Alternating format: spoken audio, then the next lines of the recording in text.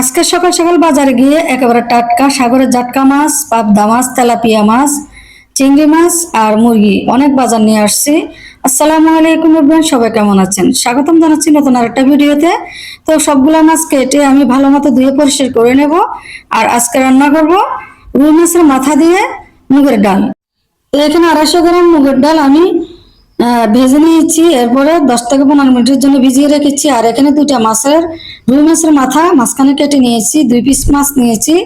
এখন হালকা মরিচের গুঁড়া আর হলুদের গুঁড়া লবণ দিয়ে ভেজে নেব। প্যানে তেল দিয়েছি, তেলটা গরম হয়েছে, মাছের মাথাগুলো এখন ভেজে নেব। ভালো মতো ভেজে নিতে হবে, না হলে মাছের মাথা থেকে গন্ধ করবে।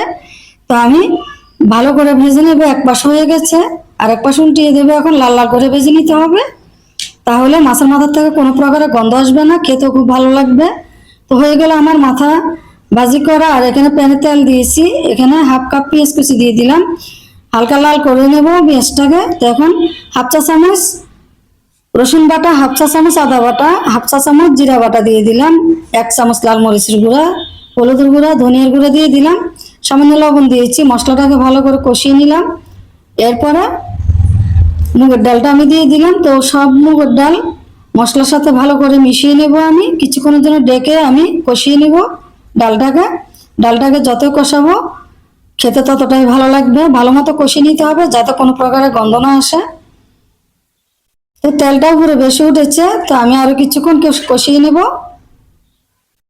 আপনারা এভাবে ট্রাই করতে পারেন। আসলে মাছের মাথা দিয়ে মুগের ডাল খুবই ভালো লাগে, আমার কাছে খুবই প্রিয়। তো এখন আমি 1 মগ গরম পানি দিয়ে দিলাম। ঠান্ডা পানি দেওয়া যাবে না, গরম পানি দিতে হবে।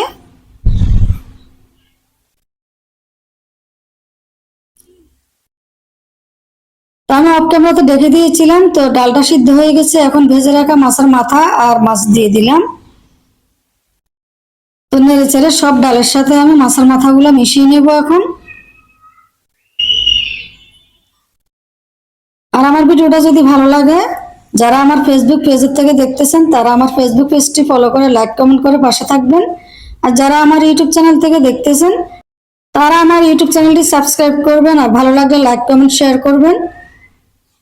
তো ডালটা সিদ্ধ হয়ে গেছে, আর দেখেন একেবারে কত সুন্দর কালার আসছে। গরম গরম ভাতের সাথে অসাধারণ মজা লাগে।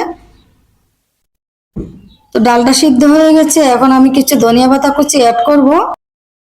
তো আমি এভাবে রাখবো ঝোলটা, আর শুকাবো না, কারণ এটা ডাল শুকিয়ে যাবে। তো এখন কিছু ধনিয়া পাতা কুচি দিয়ে দিলাম। গরম গরম ভাতের সাথে খেতে অসাধারণ মজা লাগে।